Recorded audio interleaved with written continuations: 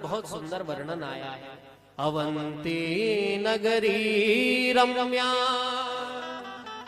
मुक्तिदा सर्वदेहिना शिव प्रिया महापुण्या वर्तते लोक पावनी। अवंतिका नगरी है, कैसी है? मुक्तिदा सर्वदेहिना, सब देहधारियों को मुक्ति प्रदान करने वाली है। और शिव प्रिया महापुण्या, भगवान शिव की ये परम प्रिय नगरी है महाराज। हाँ, वर्तते लोक पावनी, समस्त लोगों को पावन करने वाली अवंतिका नगरी में एक वैदिक ब्राह्मण रहते थे महाराज, जिनका नाम था वेद प्रिय। वेद प्रिय नाम के ब्राह्मण निवास करते थे। हमारे मध्य में श्रीमती उषा पवार जी पधारी हैं। आपके द्वारा अनेक प्रकार के सेवा प्रकल्प चलते हैं और राष्ट्रीय राजपूत जो सभा है उसकी आप अध्यक्षा हैं। आपका बहुत स्वागत, बहुत अभिनंदन। आप अनेक तीर्थों में श्रीमद् भागवत की कथा करा चुकी हैं। अभी कुछ समय पहले ही श्री बद्रीनाथ धाम में बहुत सुंदर श्रीमद् भागवत कथा का आयोजन हुआ था, सितंबर में शायद। 13 को पूर्णाहुति हुई थी। हाँ, 7 सितंबर से 13 सितंबर तक बहुत सुंदर आयोजन बद्रीनाथ में हुआ। एक बार सब लोग करतल ध्वनि करके आप श्री का स्वागत करें। बोलिए महाकालेश्वर भगवान की जय।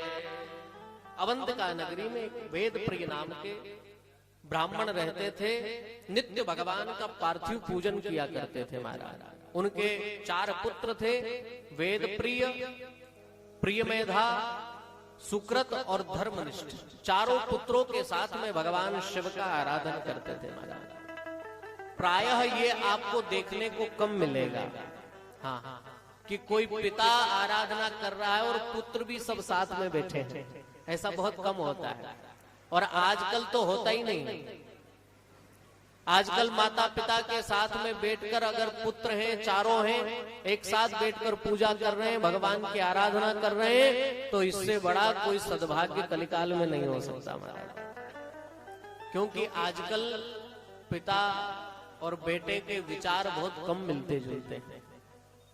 पर जो वेद प्रिय ब्राह्मण रहते थे, उनके बेटों के भी संस्कार ऐसे उन्होंने दिए कि वो भी सब भगवान शिव की आराधना कर रहे हैं साथ में बैठ करके।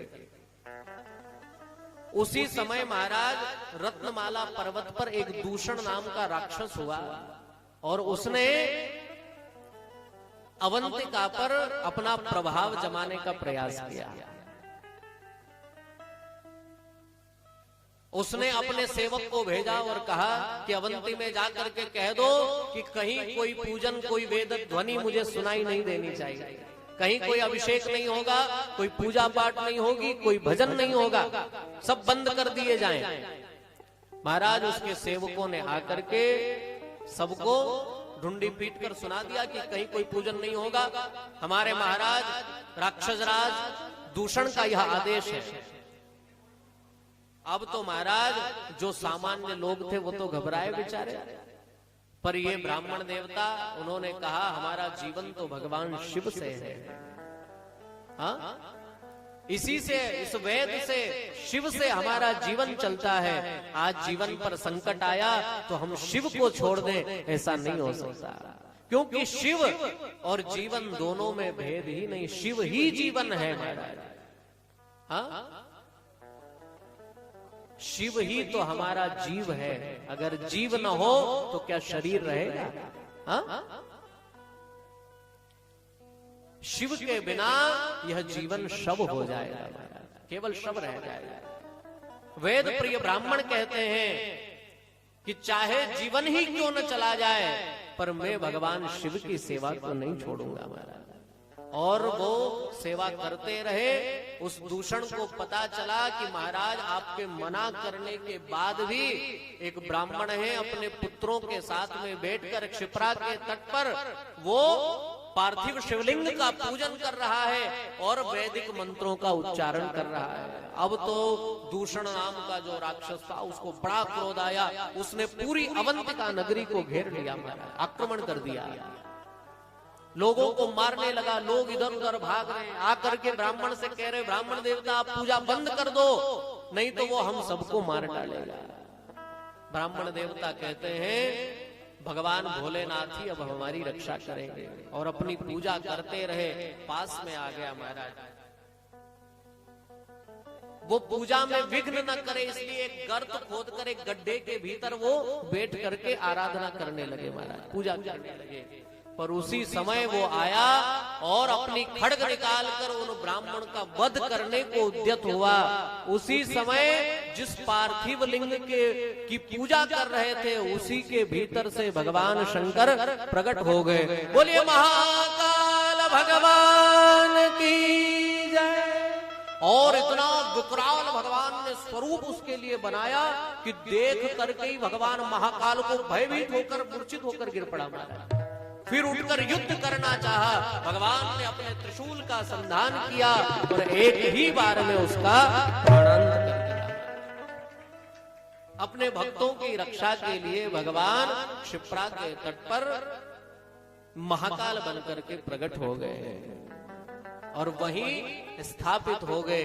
इसलिए आज भी महाकाल आप देखते हैं गर्त में थोड़ा नीचे है, कारण क्योंकि वो ब्राह्मण देवता गर्त में खड्डे में रह करके पूजा कर रहे थे। और उसी दिन से भगवान महाकाल विराजे। करालम महाकाल कालम कृपालम गुणागार संसार परम तो तुषाराद्रिशंकाश गौरम गभीरम मनोभूत कोटि प्रभा श्री शरीर।